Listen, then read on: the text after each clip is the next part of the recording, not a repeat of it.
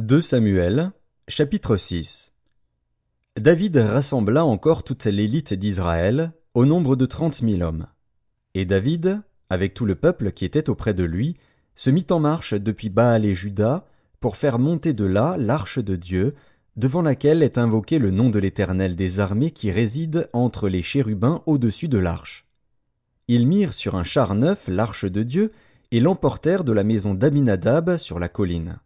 Uza et Ashjo, fils d'Abinadab, conduisaient le char neuf. Ils l'emportèrent donc de la maison d'Abinadab sur la colline.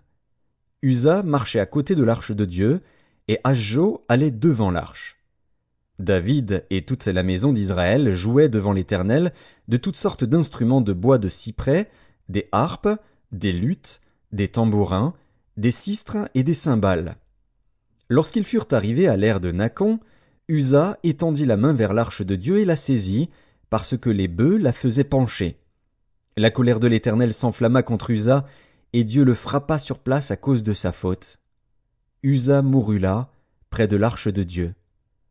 David fut irrité de ce que l'Éternel avait frappé Uza d'un tel châtiment, et ce lieu a été appelé jusqu'à ce jour Péretz Uza.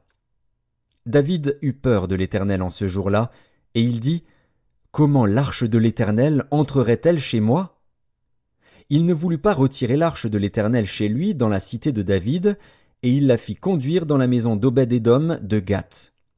L'arche de l'Éternel resta 3 mois dans la maison d'Obed-Édom de Gath, et l'Éternel bénit Obed-Édom et toute sa maison.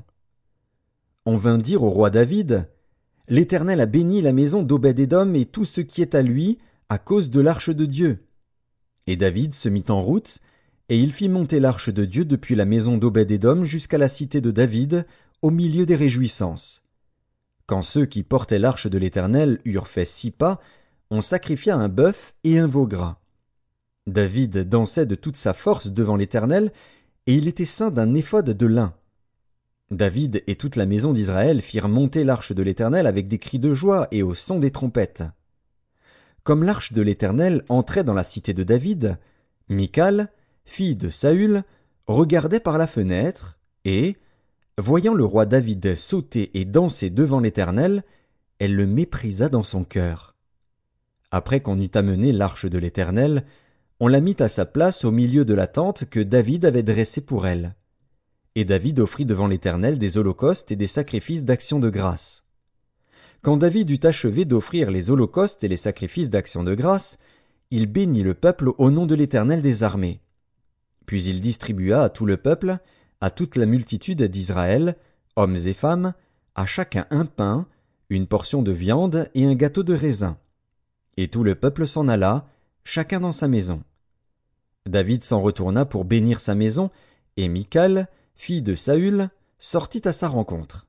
Elle dit: Quel honneur aujourd'hui pour le roi d'Israël de s'être découvert aux yeux des servantes de ses serviteurs, comme se découvrirait un homme de rien. David répondit à Michal: C'est devant l'Éternel, qui m'a choisi de préférence à ton père et à toute sa maison pour m'établir chef sur le peuple de l'Éternel, sur Israël, c'est devant l'Éternel que j'ai dansé.